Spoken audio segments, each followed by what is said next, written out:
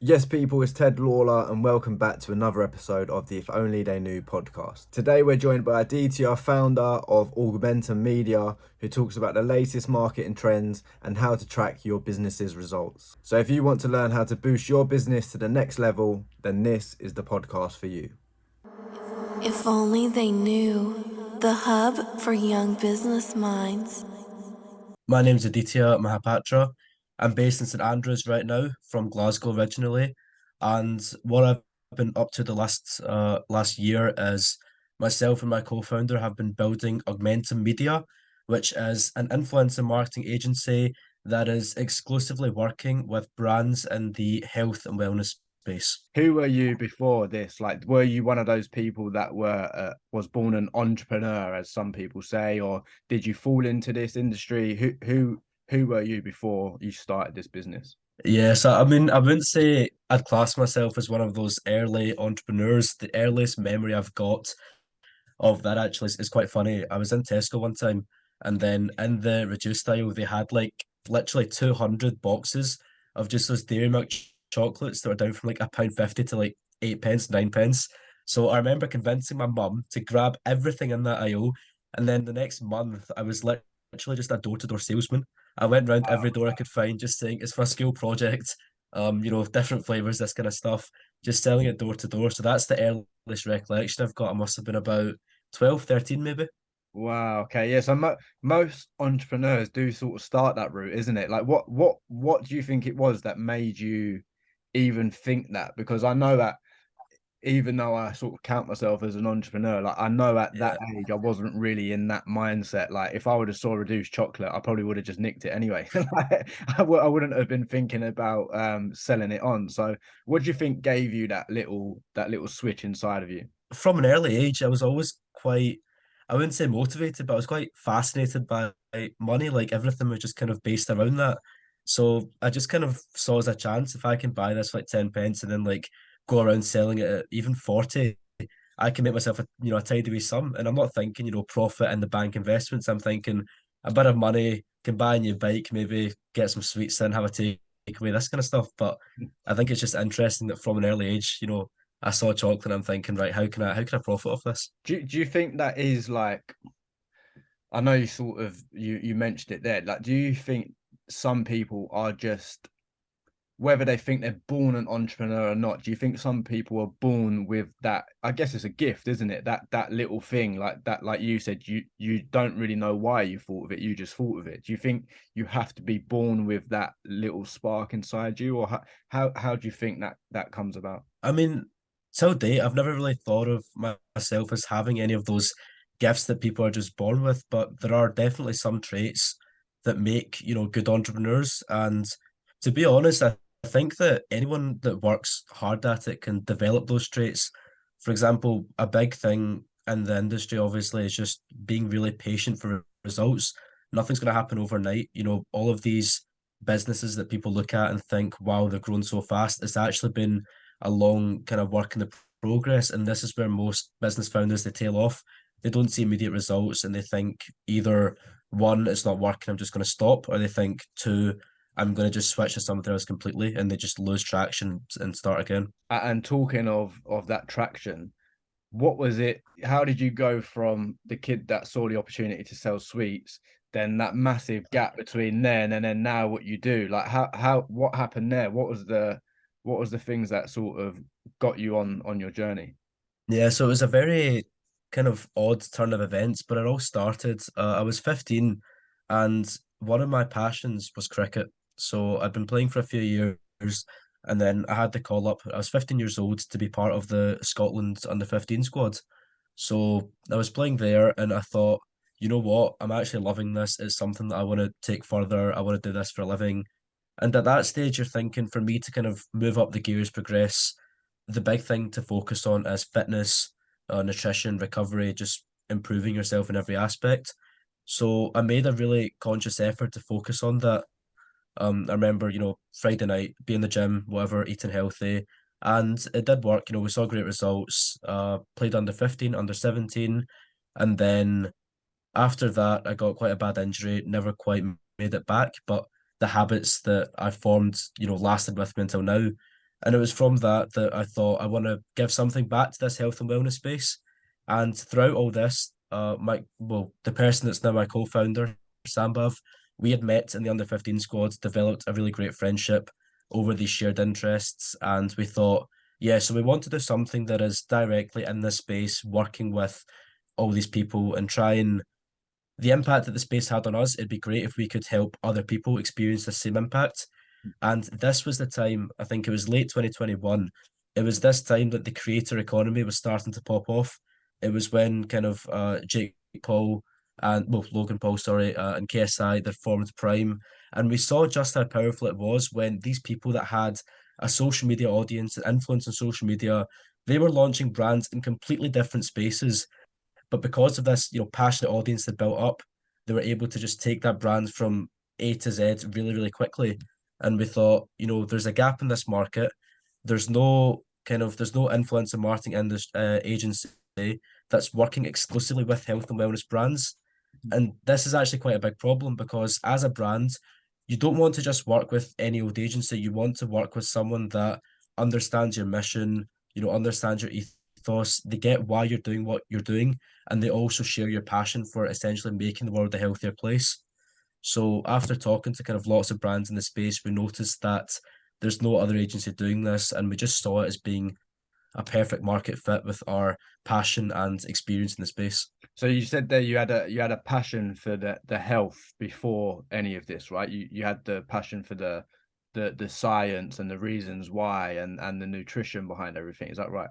Yeah, so essentially between the years of me being 15 and I guess 17, 18, I turned into a bit of a geek for all this in terms of like the whole fitness aspect, exercises in the gym, because I was obviously doing cricket, so functional movements, how you can get faster, stronger, fitter, things off the pitch, for example, what I should be eating to become one of those top performing athletes. And then the mindset aspects of it, whether it's meditation, whether it's mindfulness, goal setting, I just kind of became really, really committed to improving in all these spaces. And then when the cricket thing didn't work out, I thought I really have enjoyed all these side benefits. So how can I take this passion of mine and actually make it a business and make a living off of it if it's not playing cricket? Yeah. How important do you think it is for people to tap into that passion? Because I see a lot of people that, let's face it, they don't like their day jobs. And I guess if I had to guess, the main reason probably for that is because it's not related to their passion at all. So how important do you think it is for young people, especially, to tap into that passion Yeah. like you did? I think it's probably the single most important thing that they can have in life because if you're working on something that frankly you don't really give a shit about, then honestly it's just not going to work for you. I mean, there have been times when me and Samba have worked, 12, 13 hour days, but it's not really felt like work because you're working on something you're passionate about and you're just so focused on making the vision that you've got, you're so focused on making it a reality that you just stop looking at the clock and it's just a case of how can I get this done? And then once that's done, it's, what's next and how is that helping us grow? So, as a kid, actually, I always wanted to go into investment banking. And then over the last 2 or 3 years, you realize, what am I doing this for? I just want to make money, get rich, but actually, is the passion there for that? And for me, the answer, it was just no, it's not. Yeah, no, I get that. And talking of like the workload, am I right in saying shortly after setting this up, the company up, you went into uni? Is that right? Yeah, that's right. So I set the company up when I was in the latter stages of S6 at school. So then I moved to university and obviously workload at university, taking a part-time job at university as well to fund the business and just fund daily living costs. And then the business, of course, itself, going to the gym, it's been a struggle balancing all of this, but it's just one of those things that you have to get done and just keep moving with it. And just quickly as well, I forgot to mention, obviously, where you grew up and you mentioned school there, was there much of an influence or role models for you? Like, was anyone else doing this sort of thing, or was you sort of one of the only ones trying to pursue an entrepreneurial path? I think in my school, certainly in my year, I was the only one. But because I had my co-founder who was in quite a similar position, he also went to a nearby school and was in a similar position. Because we had each other, it didn't feel like much at the time. And then building off this and building off, what I've just mentioned, our focus early on was definitely getting into the right network, because what your network is, especially starting out, it can be everything. And honestly, I don't think we'd still be going if it wasn't for the network we managed to build up. Quite early on, you mentioned school. Um, there was a person 2 years above me, Suat Amin. He'd built up a similar agency in the Yeah. space doing influencer marketing. So I reached out to Suat. I was like, I'd love to just chat with you for, 10, 15 minutes sometimes. Booked in a 10-minute call, went on for about an hour and a half. And by the end of it, we'd kind of found ourselves a mentor that had done everything we'd done and was happy to share the experience and pass on the knowledge that he'd gained. I laughed then. I don't know whether you know, like I know Suhit, so that was quite Yeah, that's who I was thinking of, because I know obviously you're both from the same area. I should have known yeah, that we've known each other. But yeah, that made me think like it's quite surreal that that happened, that connection, but it also shows the importance of showing up, like and yeah, documenting the journey as well. Because if Suhit wasn't documenting his journey, you may never have known what he was up to, and it may never absolutely. have sort of not necessarily pass the baton down, but you get what I'm saying, right? Like it may never have sort of sparked in you to ask for advice and then help you get to where you are now. So people in a couple years' time, or perhaps now, are actually probably watching you, and you'll have the same impact that Super had on you, and then it will just be like a dominoes effect. Absolutely. I mean, that's definitely the power of building a brand in public. I mean, it's often a fine line between kind of, talking too much about your own exploits, but then what I've realized is that people are genuinely interested in what you're doing. They're curious to kind of follow your progress, your goals, etc. And if you're building a brand in public, and the key thing is to make sure you're sharing kind of the wins as well as the losses, it means that people that are in a similar stage of development as you can look at it and think that they're not alone in what they're doing. There are other people out there that they can reach out to for support, to have as part of their network, and is quite a key. It was definitely a key in our growth, and it's nice to think that someday we might be able to have the same influence on someone that Suet and Robbie McIsaac, another mentor of mine, that they've had on us. And talking about the actual practical steps, like how did you get started then? Like once you had sort of understood it's a market you wanted to get into, you got a bit of advice. What were some of the practical steps, say, to like get your first client? Like how did that work?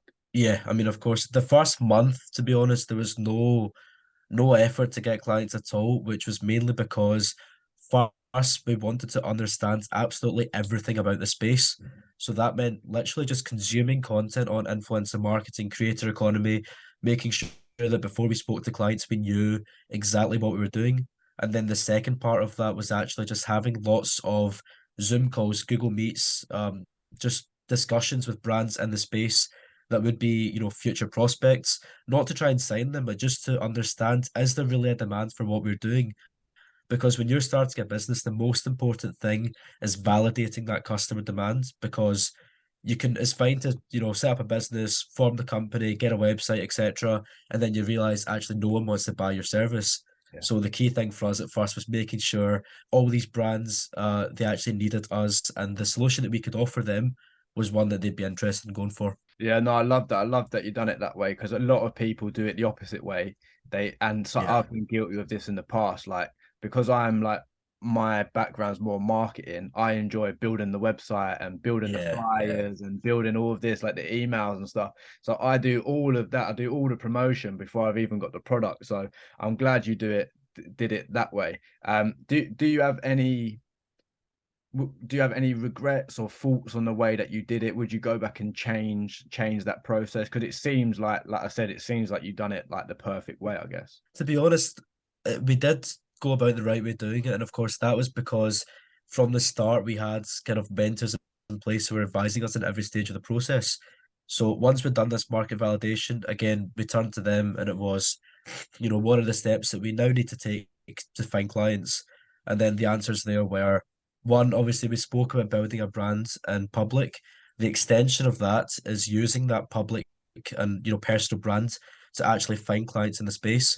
So what we started doing was posting content on marketing, influencer marketing, health and wellness 4 or 5 times a week on LinkedIn, and just attracting our target market on there.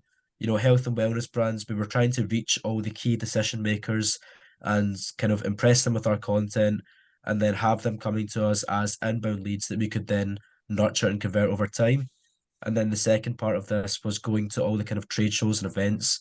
So we went to IFE in March of 2022, and we must have spoke to about 1,000 health and wellness brands there over the course of 4 or 5 days. And from that, it was just further learned that there was a demand for us, and got a lot of prospects out of it as well. It's good to hear that you did it that way. You put in the hard work, because a lot of people, especially young people, given the generation as well, like of everything instant gratification. You go on TikTok, it's Yeah, instant, Facebook, instant. A lot of people want to put out content, but they don't want to put out free content. yeah, They want to get paid for it. Like, well, I put in a few hours making this content, so I should get paid for it. Whereas what you're saying, I guess, is no, you put in the few hours, yeah, yeah, but that's the best way to do it. It doesn't mean that you have to sort of pay for it. Let it go out, let it go out for free, and you'll yeah. generate more value and more leads that way, I guess. Absolutely. I mean, I think you've hit the nail on the head with the kind of instant gratification idea. But the thing is, in the long term, especially for you to build a business that is successful, the first few months are not going to bring you, instant rewards and instant gratification. It's more a case of building a solid kind of foundation, a solid base, that then after that, everything you do is just adding to it rather than, kind of building the base as you go. And for us with the content, our thought process was if we're giving out all this free advice to brands, all this kind of free value, then from their perspective, they're thinking if these guys are posting this stuff for free, then just imagine what I can get if I actually work with them on a paid capacity. And that's what's kind of held through for us even till now. Yeah, love that. And talking about giving out stuff for free, am I right in saying part of the work you do for the clients, or part of the ideas that you come up with and you create, one of those ideas was like to give out free drinks to influencers. Is that part of what you do? How does that work? Yeah, so essentially, I think what you're mentioning there is one of our campaign strategies, Yeah. and that is influencer seeding. And the term has become increasingly popular in the space now, and that's because with especially the recession kind of coming, the big focus right now in influencer marketing campaigns and marketing in general is running campaigns that are authentic and genuine. And by this, what I mean is if you go to an influencer tomorrow and say, you know what, I'll give you 2 grand, just make some posts with my product, just, highlight these aspects of it. That's not a very authentic campaign. You've told them what to post and they're not really getting their own message across. And the thing is, to that influencer's audience, this will be so clear. So you're not going to see results from it. Whereas what we have been doing for the past few months is running seeding campaigns where brands are sending out products to influencers, no strings attached. So the influencer doesn't need to post in return. But what we're doing there is tracking how the influencers engage with it, whether they're, because if they're putting out content just like that, it means that they're truly engaging with the brand and truly buying into their mission. And it's these influencers that we then look to target on the long-term paid capacity basis. And talking of that strategy there, are there any other strategies that you can talk about? Like, obviously without giving your whole entire business model away, but like, are there other strategies that companies or even personal brands out there can implement? Because some of the things that I've heard over the past year are like micro influencers are more important, Yeah. building a personal brand, building a community. Are they still things that are in place, or have they died out as well? What's the landscape? No, so, yeah, these are all very much in place, and the shift that we're seeing to working with all these micro nano influencers is definitely a trend that's going to remain very relevant in 2023. And again, that's just building on the trust and authenticity aspects as well as engagement, because these micro influencers and nano influencers, they've been able to build very close knit communities. Their followers are, very close to them, close to heart, and it's because of this that these guys, they really drive conversions. And as well as this, they can be instrumental for brands to build that close knit community, that kind of passionate audience that will really engage with their product. And, it's just something that we're going to see a lot more of going forward as well into the year. And talking of small influencers, in terms of seeing results or clients that are easy is to work with, is it easier to work with a smaller client with untapped potential, or is it easier or better to work with a bigger client that already has eyes on the brand? Like, because I know there's that sort of balance. The bigger brands have the audience already, but it may mean that the change may be quite small, whereas the small brands are fresh, so it's a whole fresh canvas, isn't it? So yeah, what's your take on that? Who's better or easier to work with? Yeah, I mean, that's a great question. And obviously, we've been able to work at both ends of the spectrum. When we started off, the focus was on working with smaller brands and really building up case studies, testimonials. And then recently, we've been able to scale to working with big eight-figure brands. For example, Hunter and Gather we brought on are valued at, I think, 8.1 million or something crazy like that. So, they were a big client for us. Um, I think in terms of working with them, the main thing for us, and it doesn't really come down to the size of the brands, but what we've seen is some brands are just a lot more hands-on, which is great in terms of communication and showing an actual interest and passion for, what we're doing for them. The best clients we've worked with, for example, one of our very first clients, they were a startup, but because of this, their founder, he was, every day if we pinged him, he'd be replying fairly quickly, and he was showing an active interest every week in what we were doing, the results we were bringing, ideas for how we could scale, with him. He was very hands-on with that. Whereas some other brands we've worked with, it's more just a case of, you know, leaving it to us, which is fine. But then if we want to run something past them and they're taking, a week, 2 weeks to reply, it's not very practical for us to then scale the campaign and keep going with momentum and speed. And talking of the results there, like how easy is it to track results? Because like I said, I come from a marketing background as well, and sometimes it's hard to sort of attribute certain acts to certain results, because you may put out, like, say, this podcast. I may say, wow, this podcast is amazing, I'm going to put it out, and then Yeah, someone goes and buys one of my caps, and it's like, it yeah, sometimes it's not easy to track, say, well, this person watched the podcast, then went away on a friend's computer and then bought my cap. Like, it's so yeah. hard to sort of like attribute those things. So yeah, how do you go about tracking results? Yeah, so tracking's definitely an aspect that many brands struggle with. So what we've kind of done over time is we've built in kind of tracking materials and resources we can use. For example, with seeding campaigns, we've got a kind of custom spreadsheet that has every influencer, and then we've got automations in place so that if any influencer posts content, it automatically logs into the spreadsheet, and then it has links to the content as well for brands to view. And then with kind of more paid campaigns, the big thing there for us is using affiliate codes, UTM links, all these methods of tracking to ensure that if an influencer is driving sales, then we can attribute that to the influencer. Because otherwise, not just from a brand's ROI perspective, but for us looking to go forward, we need to know which influencers are performing best so that we can put more budget into their spend and also find influencers who have similar audiences and similar characteristics because they're more likely to perform better. So for this, obviously, we need to be able to see which influencers are driving the high ROIs. Yeah, no, that makes sense. And you sort of mentioned it there about assigning budgets. Is is marketing almost like a pay to play landscape?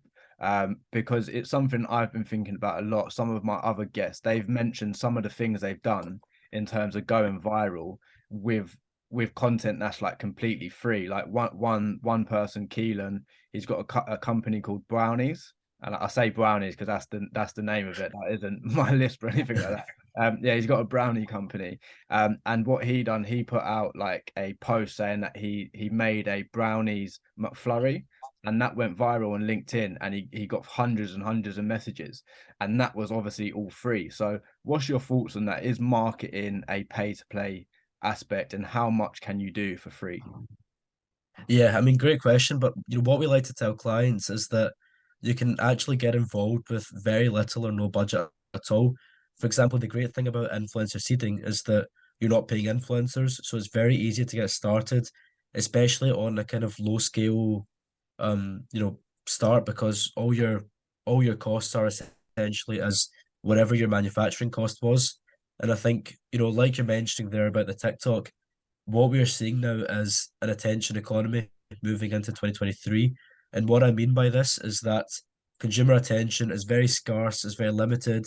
but brands keep on putting out content. There are new brands coming in every single day. And what this means for brands is that they need to be making a conscious effort to gain attention and hold on to it. Some great ways of doing this are short form content, like you mentioned, TikTok. And then also the other one that we are quite big on brands using is user generated content. And simply, this is just content which is made by the users of a brand. So, from the seeding campaign, for example, if you send across a product to influencers and then they are reposting it or making views with it, this kind of content is proven to perform so much better because as a consumer, you would rather see another consumer sharing and documenting their experiences with the brands rather than just a video of a brand saying to you, this is our product, this is what it does, etc., etc. You want to see exactly how someone that was once in your place, how they're benefiting from it. And no, that's really useful for myself and my audience as well, I imagine. In terms of other strategies, like what would you suggest? So for smaller brands, perhaps a bit of a left field one, but like for personal brands who may not have a physical product to send out to people, say, like what platforms, what processes do you think they should be doing? Is it like sort of like you mentioned there about TikTok and Reels? Is it just putting out content? Yeah, I mean, I think it's definitely a mix when it comes to quality and quantity.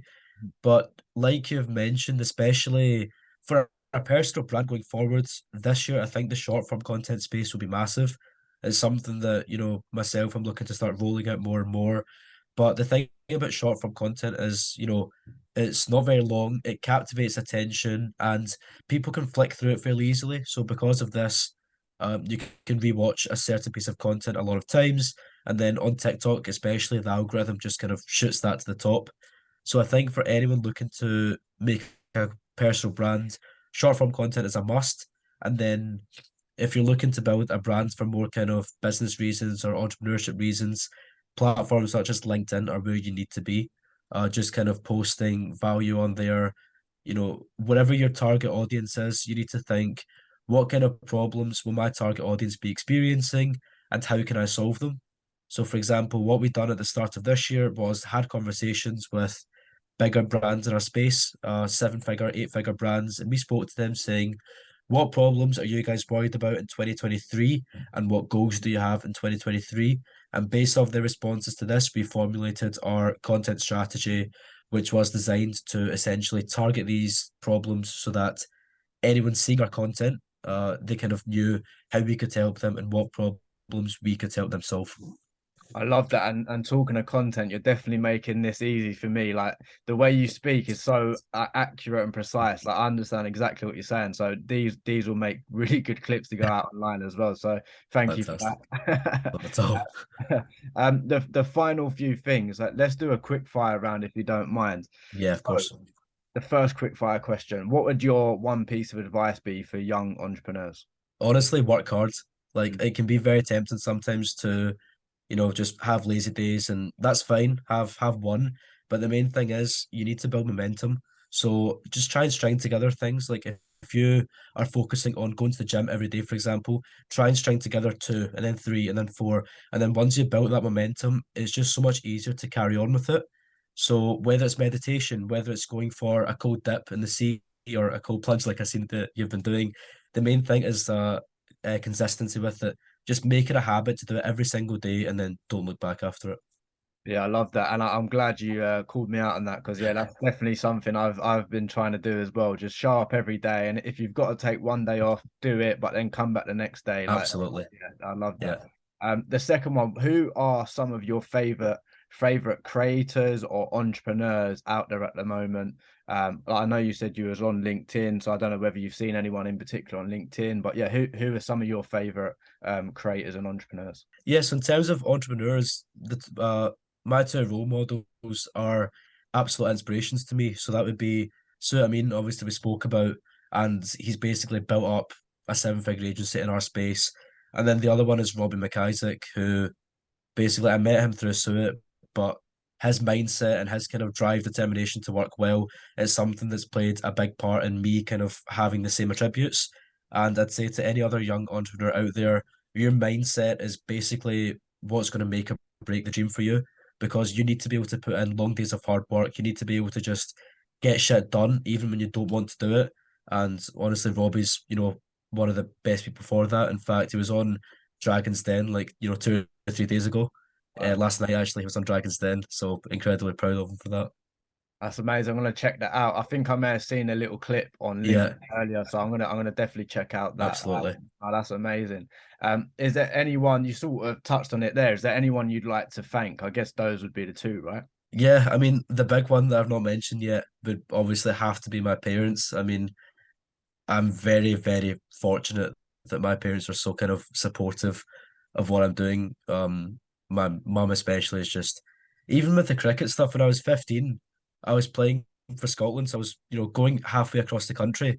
And, my mum would just be like, yeah, it's fine. I'll drive you, no problem. So 2 or 3 hour journey, she'd sit and wait there while I play, come back. And then even when it comes to just basic stuff, for example, I'd go to the gym, come home, nice hot meal was ready, chicken, rice. She doesn't even eat chicken, but because I wanted it for the nutrition, she was like, "Yeah, that's fine. I'll cook it for you." So yeah, I mean, they've played a massive part in this. And then my co-founder Sambav, like I couldn't be doing this alone, to be honest. And I guess that just goes to say to anyone else out there that's looking to start, having the right co-founder can be what makes it or breaks it for you as well, because there will be days where you just can't work, you're just not feeling it at all. And then having a co-founder there to either help you out or just push you on, spur you on, motivate you, it is literally one of the biggest benefits that you can have in a business. And finding the right co-founder is, I think, it's crucial. Yeah, no, 100%. I agree with that one. Without my co-founder and one of my other businesses, I would have quit a long time ago. You just need someone Yeah, to keep you accountable, to check in. It helps a 100%, lot. Yeah, it does. It does make 100%. a massive difference. What a couple last quick fires. What's one thing you wish you knew at an earlier stage? Obviously, my show is called If Only They Knew. So it's a question I think about a lot. So what's one thing you wish you knew? I mean, sometimes I wish that I'd been more clued in earlier on about the whole kind of discipline and perseverance aspect. Like over the last year, I've been reading a lot of self-development books, and sometimes I just wish that I got started earlier. For anyone that's looking to do this, it's very easy. Like even simple books such as, Seven Habits of Highly Effective People or Mindset by Carol Dweck. These are all great books for anyone looking to start out in the space and just keep on building from there. Because what I've found is that instead of making mistakes yourself and learning from them, if you can just read and consume as much knowledge as you can, you'll learn from the mistakes of others and you just won't repeat them. Yeah, no, 100%. I agree with that one as well. I've agreed with everything you said so far. The last couple, what is the meaning of life to you? Now, this is a question that's thrown a few people off so far in this season, but yeah, That is what's a the deep meaning of question, life? Yeah, philosophical. Um, for me, it's definitely not something that I've, sat and thought about, but at the moment, I guess looking back in 10 years' time, I'd have wanted to made this a successful business. And then honestly, I'd love to just have something that positively impacts people. So whether that is starting a health and wellness brand of my own, something that we're very, very passionate about right now is just kind of giving back. So we've got plans in place to run some charity events and kind of increase the impact we're having, whether that is working with some charities on a kind of pro bono basis, stuff like that. We're very keen to look into doing that as well. I mean, I know everyone says this, but I think at the end of the day, we all just want to leave some kind of legacy behind and just something that we can be remembered by. And for me, that is leaving behind something positive. And like Suet's doing, like Robbie's doing, if I can inspire even one more young entrepreneur to just go for it and take the plunge, then that's a successful day for me. that's amazing. I really like that answer. What's next for you then in terms of working towards that legacy? Is there anything in the pipeline for say the next few months, the next few years? What's next? Well, from a business perspective, we've got a few events coming up. So we're going back to IFE in March and an event called PerformX, where we're looking to just again meet hundreds of brands, hopefully work with a few of them. And from a personal aspect, I'm really big on just continuing the self-development, kind of just getting better 1% every day. And a dream of mine that I've started actively working on now this year as well is I'm looking to launch a book towards the end of the year, just kind of containing, stuff on mindset, motivation, young entrepreneurship, just kind of documenting all my experiences, some life hacks, some, actionable pieces of advice that other young people can take and just take the first step. So I've set the timeline for around start of December. I'm just looking forward to cracking on with that as well. Yeah, no, that does sound really exciting. And the good thing about being a podcast host is you get all these young entrepreneurs on, and then you get to sort of understand who they are and then Yeah, watch them grow as well. So yeah, I'll be excited absolutely. to watch your journey. The very, very final thing then Of from me. course. What have you got a final message to anyone listening, or if not, where can people find out more about you and your company? Yeah, I mean, final message, if there is kind of any young entrepreneur out there, then the two things that I'd say to them is one, find the right network, because if your network is dragging you down, and by network here, I mean the people that you surround yourself with on a daily basis, if they're dragging you down, they've got bad habits, then that will rub off on you. I know as a person, I was the same. I always wanted to think that I'm strong enough that my environment won't affect me. But the truth of it is, if your friends are going out every single night drinking, not doing anything productive, then that is what you'll turn into. So you need to surround yourself with other high value individuals, other people that have the same goals, same aspirations, same motivation, and then that will play a massive part in you reaching yours. And yeah, I mean, for anyone looking to find me, LinkedIn is probably a good place for that. So it's just Aditya Aditya Mahapatra on LinkedIn, and I'm always happy to chat to anyone that reaches out there. Perfect. It's been an absolute pleasure having you on, mate. I really appreciate your time as well. Yeah, it's been I great being on, appreciate the Ted. advice as well. So I'm going to watch this back afterwards and make some notes for myself. It's really going to help me. So thank you so much. Appreciate that, Ted. Thanks for having me on. Appreciate it.